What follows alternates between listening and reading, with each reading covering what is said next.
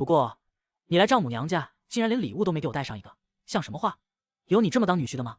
还有，我脚崴伤了，赶紧给我转2万块钱，让我去买点补品补一补。他说着，便迅速掏出手机，手指飞快地点开收款码。这副理所当然的模样，让我心头火气直窜。每次来丈母娘家，他总能找出各种五花八门的理由要钱，金额从1000到上万不等，还每次都如此理直气壮，仿佛我天生就该给他钱。孝敬长辈本是应该的，我也确实不差这点钱，但这种如同抢劫般的索要方式，任谁也难以忍受。看来这几年我对他们掏心掏肺的好，已经让他彻底膨胀了。真以为我娶了他女儿就被他牢牢拿捏，真以为我会无底线满足他的贪欲。我攥了攥拳头，不想跟他纠缠，我还是拿出手机扫了他的收款码，输入金额，点击确认。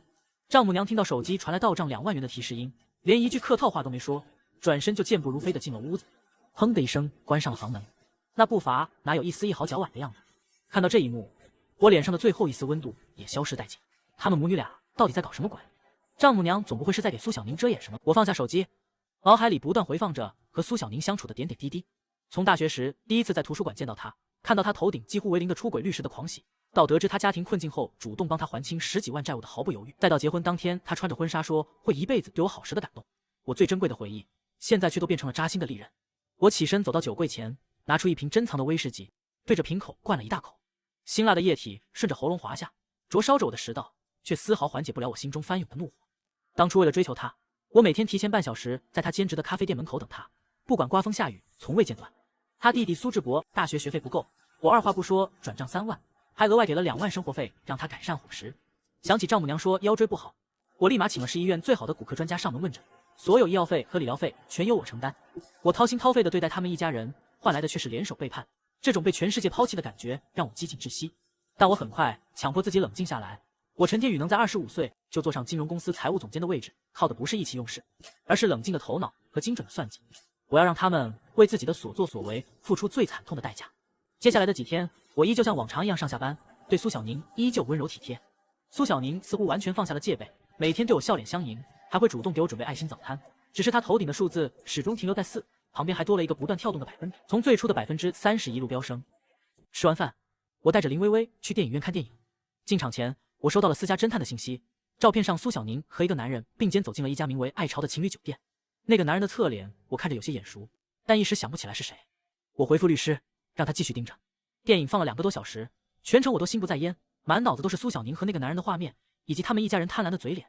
散场后，我把林微微安全送回家，然后开车往自己家的方向驶去。路上我给苏志博打了个电话，志博，电影看完了，我把微微安全送回家了，你放心吧，她今天玩得很开心。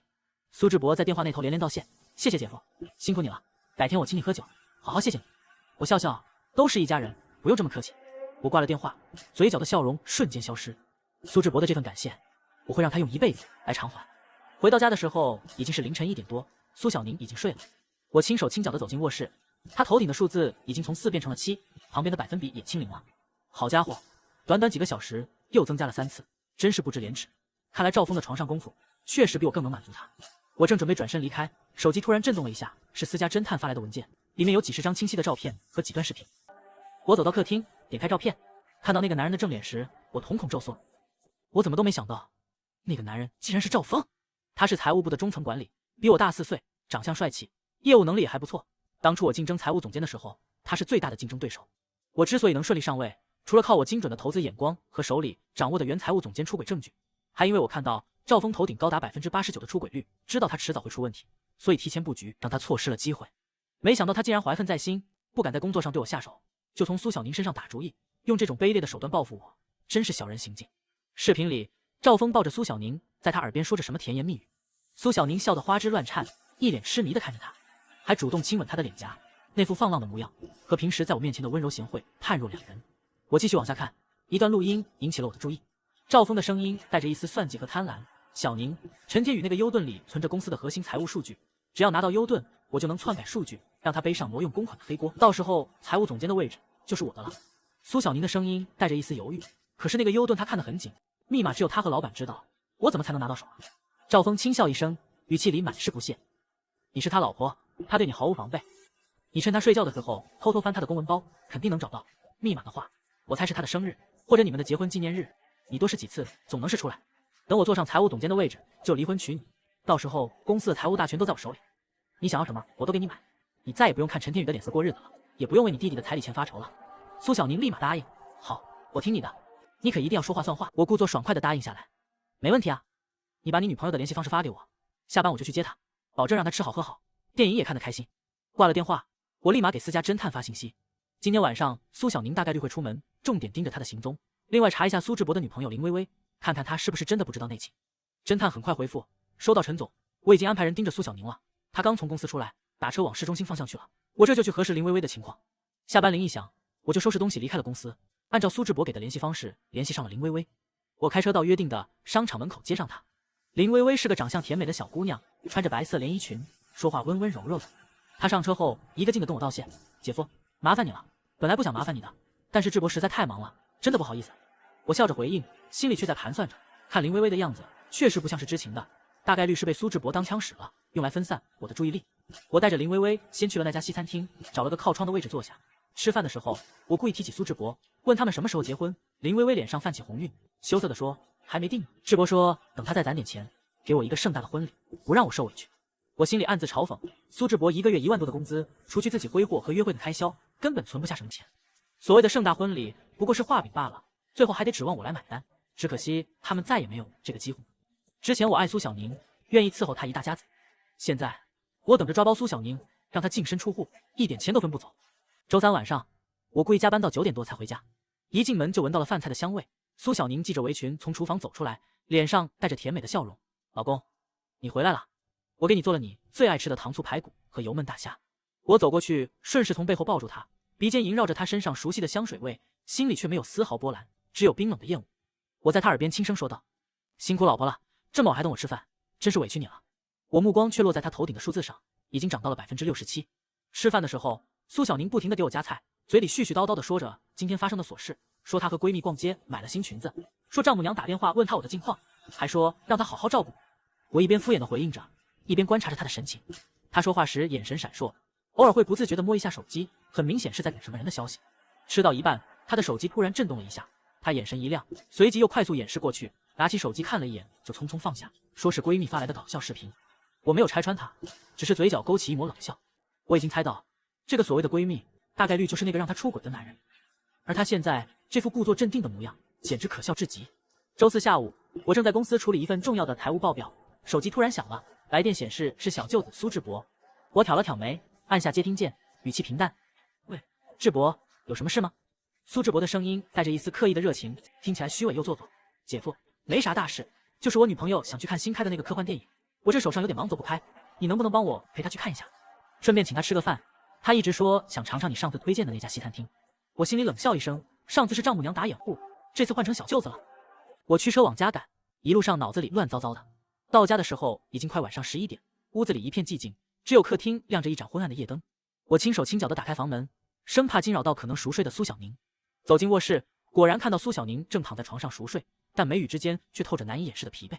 我下意识地朝她头顶望去，顿时瞳孔猛地一缩，心脏像是被一只无形的手狠狠攥住，连呼吸都停滞了半秒。她头顶上的数字已经不再是之前的百分比，而是变成了一个鲜红刺眼的阿拉伯数字。这个单独的数字代表的已经不是出轨率，而是实打实的出轨次数，1夜4次。我只觉得一股寒气从脚底直窜头顶，浑身的血液都仿佛在这一刻凝固了。本以为我千挑万选找了个出轨率无限接近0的老婆就能杜绝背叛之事，现在看来，一时的忠诚根本不代表永远的安分。我有强烈的预感，苏小宁这次的所作所为8成是和丈母娘串通好的，骗我她回娘家，其实只是为她出去偷情制造的幌子。她自以为做的天衣无缝，神不知鬼不觉，殊不知她头顶上的数字早就将她的背叛暴露于谜。苏小宁啊，苏小宁，我待你不薄，你却如此回报我。既然你们做出了对不起我的事，那就别怪我手下无情了。我轻轻带上房门，调出了早已存好的私家侦探联系方式，发去一条信息，全天候盯紧苏小宁，记录她所有外出轨迹，重点拍摄与异性接触的画面。我关掉视频，脸上满是寒意。赵峰不仅想抢我的位置，还想让我身败名裂，简直是丧心病狂。而苏小宁竟然愚蠢到被人当枪使，他为了所谓的荣华富贵，不惜背叛我，触犯法律，简直无可救药。也难怪他会被赵峰的花言巧语骗得团团转。我拿出手机给侦探发了一条信息，查一下赵峰的所有资料，包括他的家庭背景、银行账户，有没有其他情人，还有他最近的资金往来，越详细越好。然后我又拨通了一个律师的电话，电话接通后，我直接开门见山，王律师，我需要你帮我准备一份离婚协议，另外我这里有一些证据，可能涉及到挪用公款和婚内出轨，你帮我看看怎么处理才能利益最大化。挂了电话，我长长的舒了一口气，复仇的计划已经开始，接下来就是耐心等待时机，给他们致命一击。周五早上，我去公司上班，刚走进办公室，就看到赵峰坐在我的办公椅上，手里拿着一份文件，脸上带着挑衅的笑容，眼神里满是不屑。他语气轻佻，话里有话：“陈总监来这么晚，是不是昨晚太累了？”我没有生气，反而笑着走过去，在他对面的椅子上坐下。赵主管，我的办公室好像不是谁都能随便进的吧？公司的规章制度你都忘了吗？赵峰站起身，走到我面前，居高临下的看着我：“陈天宇，你别得意太久，这个位置迟早是我的，你信不信？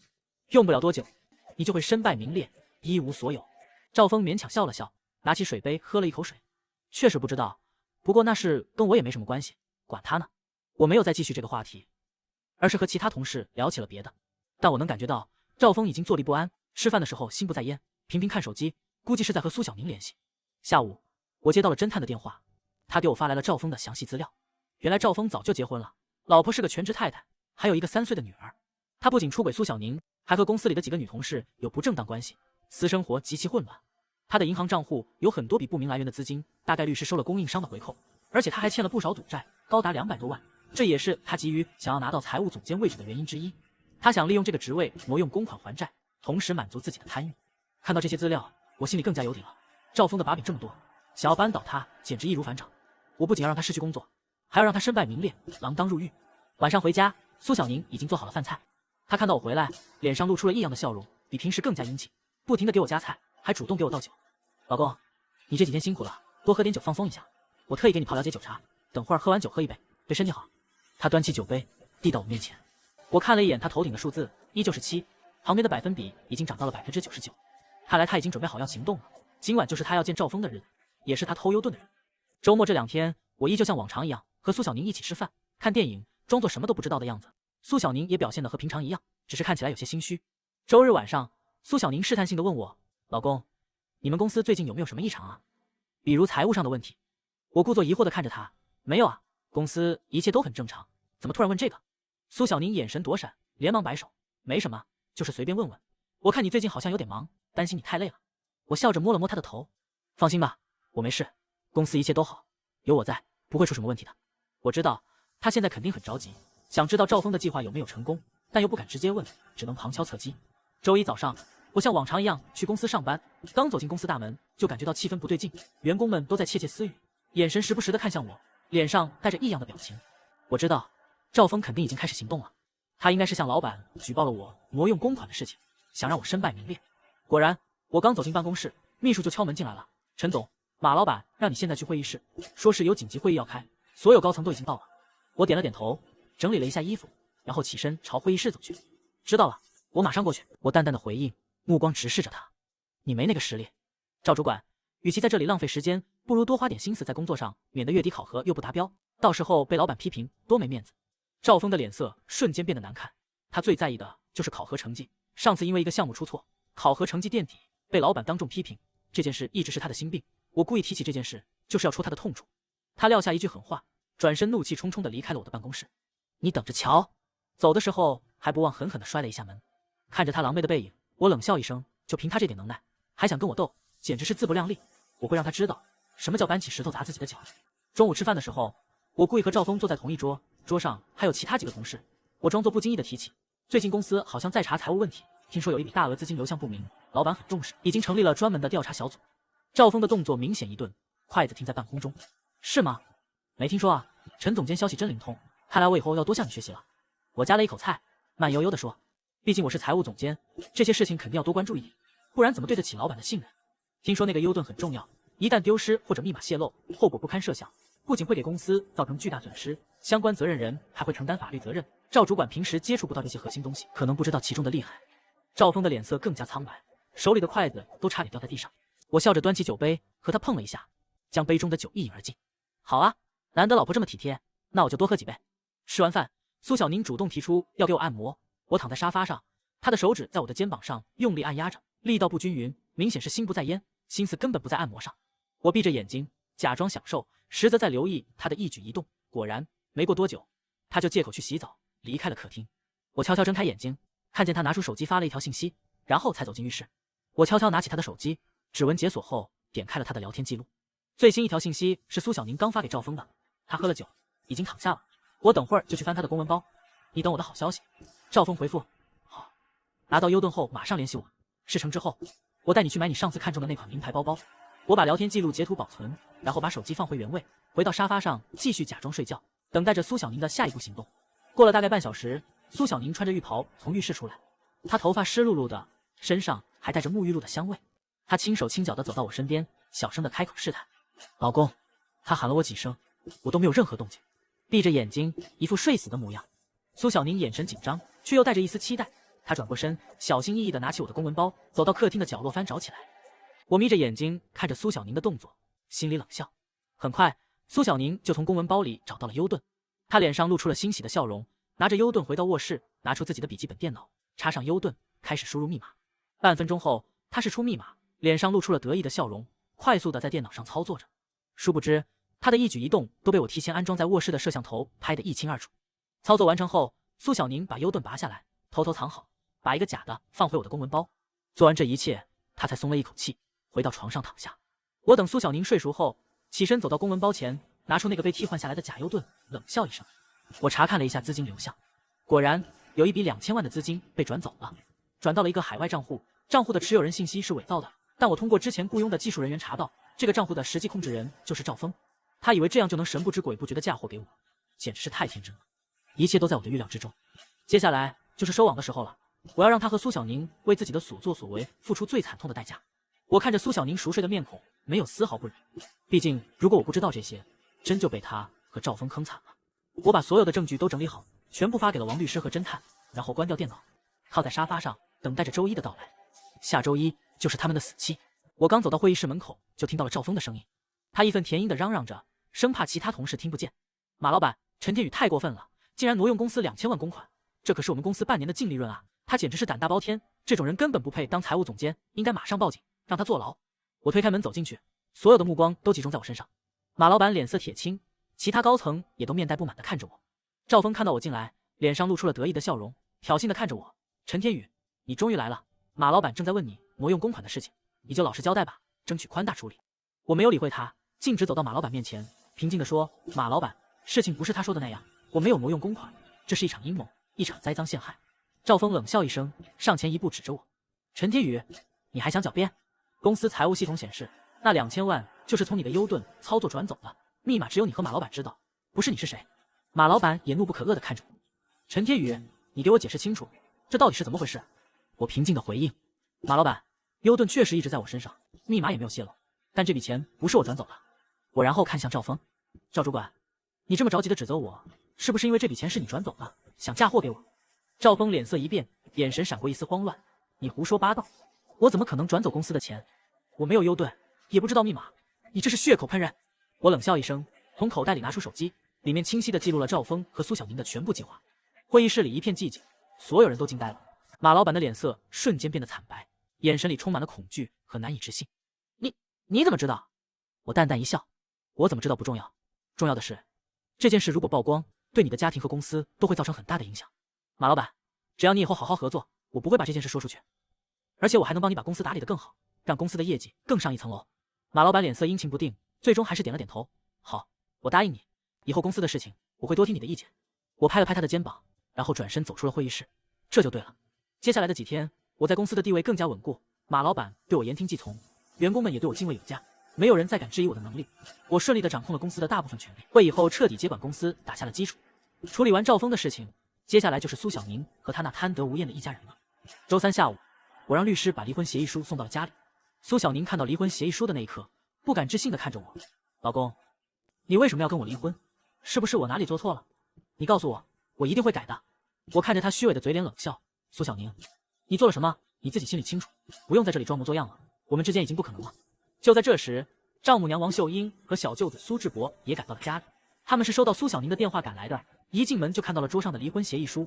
王秀英顿时火冒三丈，冲到我面前，指着我的鼻子破口大骂：“陈天宇，你这混账东西，你是不是在外面有人了？”马老板的脸色更加难看：“赵峰，这到底是怎么回事？你给我解释清楚！”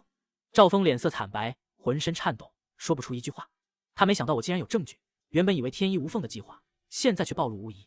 我没有给赵峰辩解的机会，继续说道：“马老板，不仅如此，我这里还有赵峰欠下巨额赌债的证据。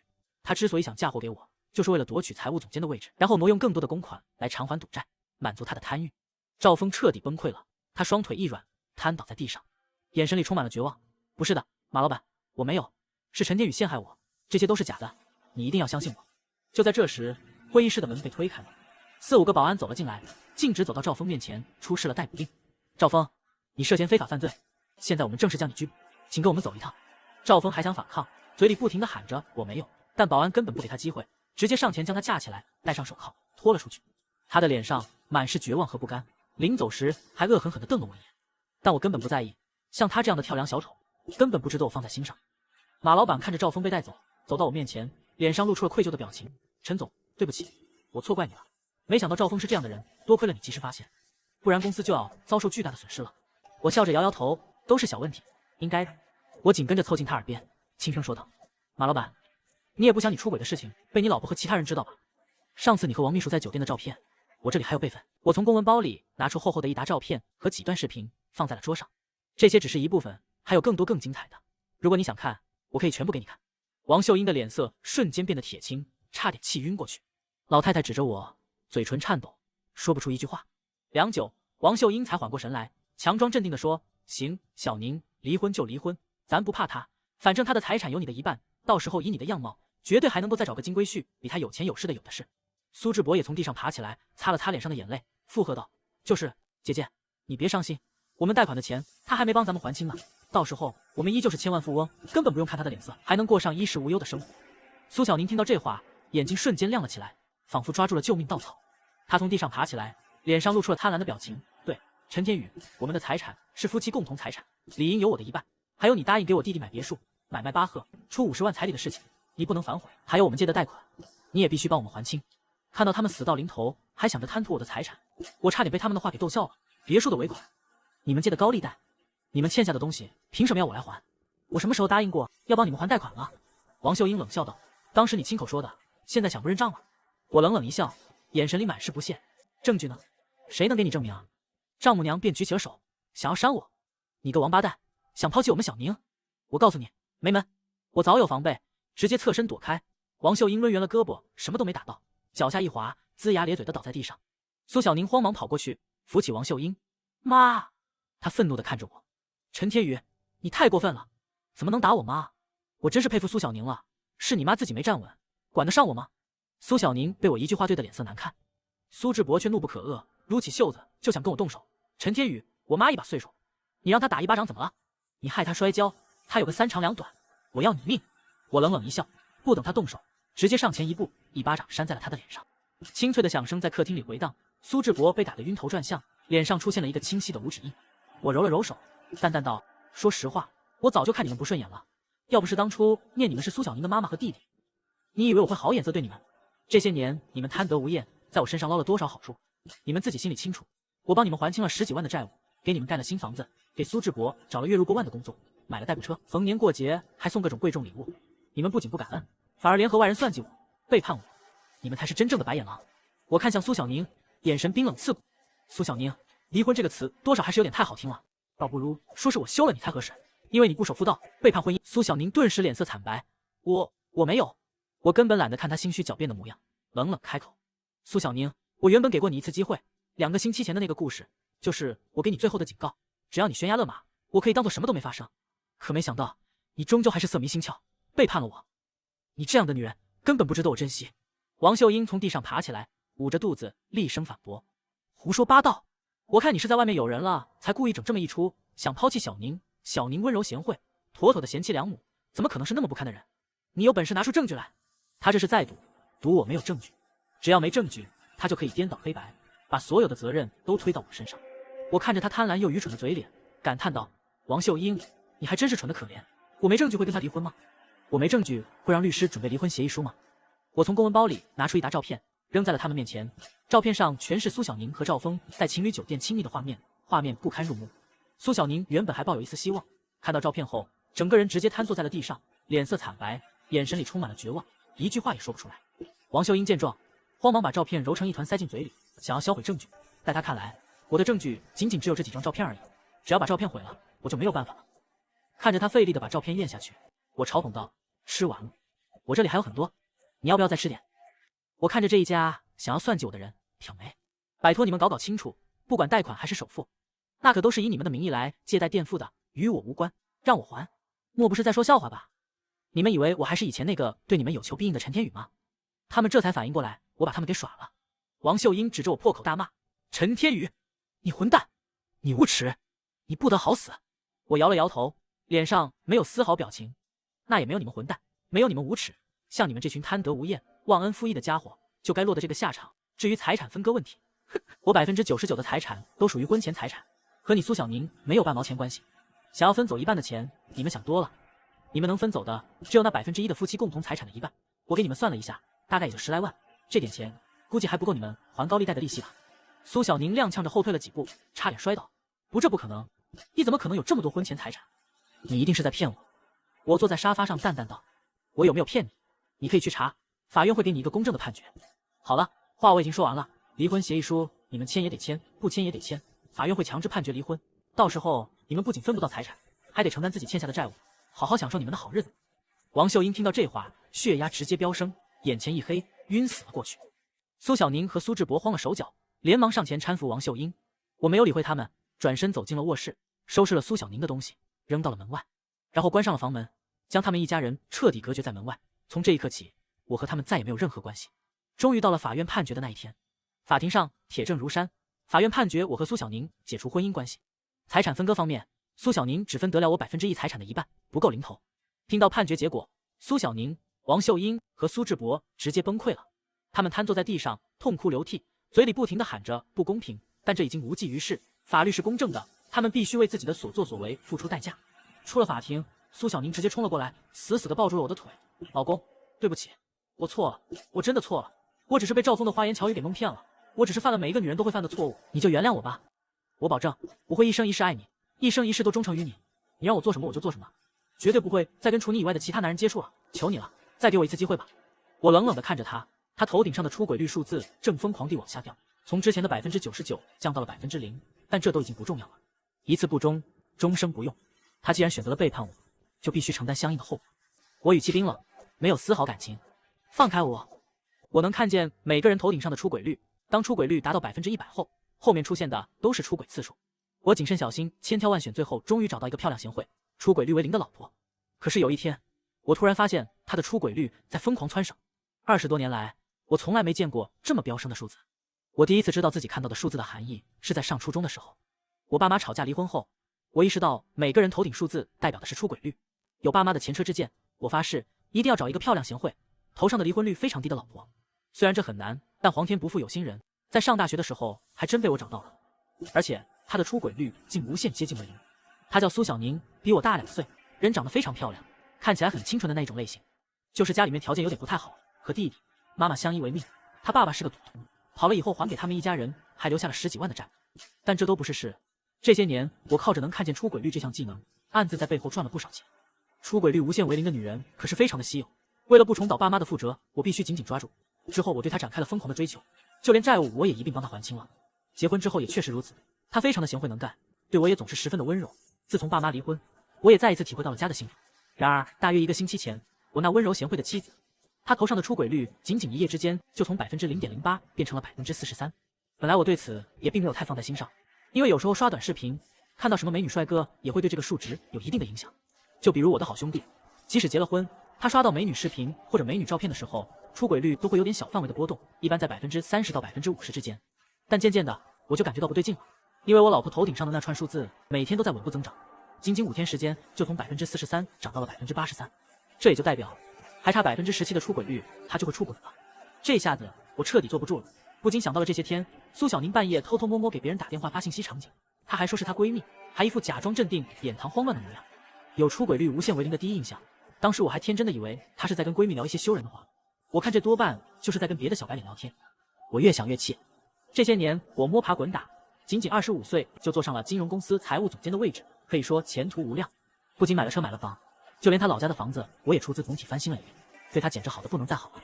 我实在是想不明白，究竟是什么样的小白脸能把他迷得神魂颠倒，让他动了背叛我们婚姻的心思。思索再三，我决定再观察观察，毕竟是我老婆，还是有很深的感情的。只要她的出轨率没有突破100%，我都可以再给她一次机会。周五下班回家，苏小宁脸色时而红润，时而纠结，坐立不安，完全没有了平时端庄温柔的模样。就连我回家，她的表情都像是做贼一样，脸上写满了心事。我抬头望去，只见她头顶上的出轨率由83%变成了96%，还泛着红光，红得刺眼。我表面上不动声色，但心里已经变得一片冰冷。我知道，她离出轨仅仅只差一个机会而已。干柴烈火，一点就着。晚饭做好后，苏小宁端着个饭碗，小口小口的吃着，但明显心思却不在这饭菜上。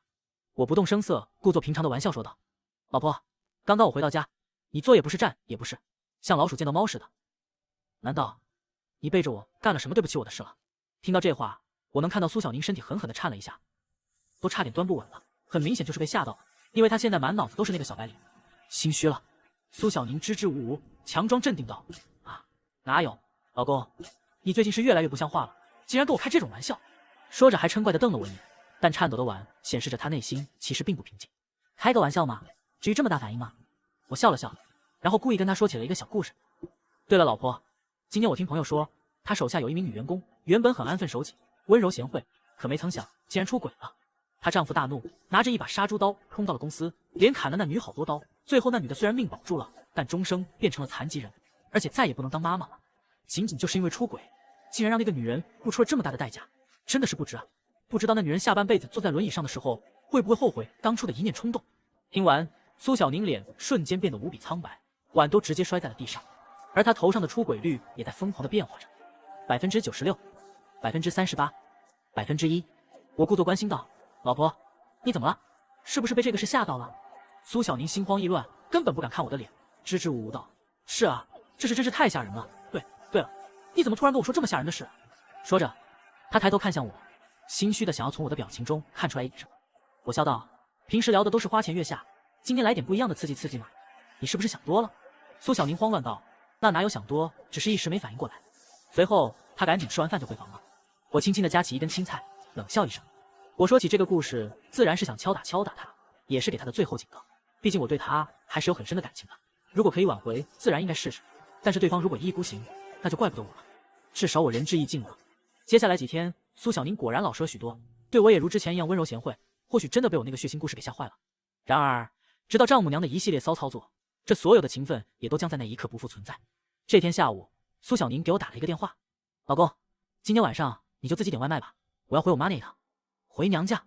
我纳闷道：“妈，那出什么事了？要不要我陪你回去？”苏小宁立马拒绝：“不用，娘家那里没什么事，就是回去看看我妈。而且你还有工作要做，不用陪我的。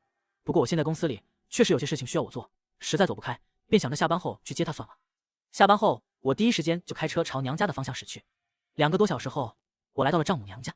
丈母娘看到我之后，竟皱了皱眉，一脸嫌恶道：“你怎么来了？”面对她这种态度，我早已见怪不怪，虽然很不舒服，但还是忍了下来。小宁这么急着回来，我担心出了什么事，所以才匆匆赶来看看有什么可以帮忙的。对了，小宁不是回来了吗？他人呢？我深知丈母娘脾性，我一口气把话说完，直接开门见山，就是不想跟她胡搅蛮缠。丈母娘竟表现得十分不耐烦，直接道：“小宁她早就回家了。”我心顿时提起来。苏小宁不肯放手，依旧死死地抱着我的腿：“老公，求你了，原谅我吧，我不能没有你，没有你我活不下去。”王秀英和苏志博也跪在了我的面前，哭着喊着求我原谅。陈天宇，我们错了，我们不该贪得无厌，不该帮着小宁背叛你，求你再给我们一次机会，帮我们还清债务吧，我们以后一定会好好报答你的。我知道，他们不是真心后悔，只是没了我这个金龟婿供他们潇洒挥霍，又面临着巨额债务，走投无路了才来求我。这种虚伪的忏悔，我根本不屑一顾。我狠狠地踢开了苏小宁，然后一脚踹开了跪在地上的王秀英和苏志博。机会我已经给过你们了，是你们自己不珍惜，现在说这些已经晚了。你们的债务和我没有任何关系，以后不要再来找我了，否则别怪我不客气。说完，我转身坐上了我的车，发动引擎，扬长而去，将他们一家人绝望的哭声远远抛在身后，和他们彻底划清了界限。我开车去了酒吧，重金属音乐震得地板都在发麻。我搂着好兄弟的肩膀，手里举着盛满威士忌的酒杯，仰头一饮而尽。我拍着桌子大笑，脸上满是肆意的张扬。爽！以前总被家里那点破事牵绊，现在解脱了，以后只管潇洒快活。兄弟笑着给我倒酒，早就该这样。以你的本事，什么样的女人找不到？犯不着为不值得的人糟心。我端起新满的酒杯和他碰了一下，玻璃碰撞发出清脆的声响。说得对，请自由。我瞳孔猛地一缩，脸上的冷笑瞬间僵住，心脏像是被什么东西狠狠撞了一下。她怀了我的孩子。我下意识地看向苏小宁的小腹。你说你怀了我的孩子，有什么证据？我强压下心头的波动。苏小宁连忙从随身的塑料袋里掏出一张皱巴巴的化验单，双手捧着递到我面前，声音带着急切：这是医院的化验单，你看，上面写着我怀孕6周了。我接过化验单，借着路灯昏暗的光线仔细查看，上面确实写着苏小宁的名字，怀孕6周，各项指标正常。看着这张化验单，我心里的防线开始松动，冰冷的心也泛起了一丝涟漪。我深吸一口气，语气缓和了些许。就算你怀了我的孩子，我也不能立刻原谅你。你先起来，跟我回去，我会安排医生给你做详细检查。至于以后，看你的表现。苏小宁听到这话，眼睛瞬间亮了起来，紧紧抓住我的衣袖。谢谢你，阿宇，谢谢你愿意再给我一次机会，我一定不会让你失望的。我侧身避开他的触碰，心里依旧残留着对他的厌恶，但为了孩子，我只能暂时忍耐。我开车带着苏小宁回到了曾经的婚房，屋子里的一切都还是老样子，只是蒙上了一层薄薄的灰尘，像是在诉说着这段时间的冷清。我扔下一句话，便转身走进了书房，留下苏小宁一个人站在客厅里。你先住客房，没有我的允许，不准进主卧。接下来的几天，我按照承诺安排了最好的妇产科医生给苏小宁做检查。检查结果显示，她确实怀孕6周，胎儿发育正常。这个结果让我彻底放下了疑虑，也让我对苏小宁的态度缓和了许多。我开始每天让保姆给她做营养丰富的饭菜，还会抽出时间陪她去散步，定期带她去医院做产检。苏小宁也表现得十分乖巧，每天对我温柔体贴，不再像以前那样心思活络。她头顶的数字也一直停留在13，没有任何变化。看着她小心翼翼呵护小腹的样子，我心里的坚冰渐渐融化。但是我知道，我们之间永远有隔阂。这天晚上，我下班回家，刚走进客厅，就看到苏小宁坐在沙发上偷偷抹眼泪，脸色看起来十分苍白。我心里一紧，连忙走过去问道：怎么了？是不是哪里不舒服？还是孩子有什么问题？苏小宁抬起头，眼睛红红的，哽咽着说：没有，孩子没事，就是我妈给我打电话，说高利贷的人又上门催债了，还打了智博，他们实在走投无路了，想让我跟你求求情，先帮他们还一部分钱。我脸色一沉，心里的火气瞬间又涌了上来。我早就跟你说过，他们的债务跟我没关系，是他们自己贪婪造成的后果，必须自己承担。苏小宁拉住我的手，语气带着哀求。可是他们是我的家人啊，我不能眼睁睁看着他们被催债的人欺负。阿宇，就帮他们这一次，以后我再也不会管他们的事了，就当是为了孩子积德，好不好？我看着他楚楚可怜的样子，又想到他肚子里的孩子，我终究还是心软了。我可以帮他们还一部分钱，但只能是一部分，而且这是最后一次。明天我会让财务转50万给你。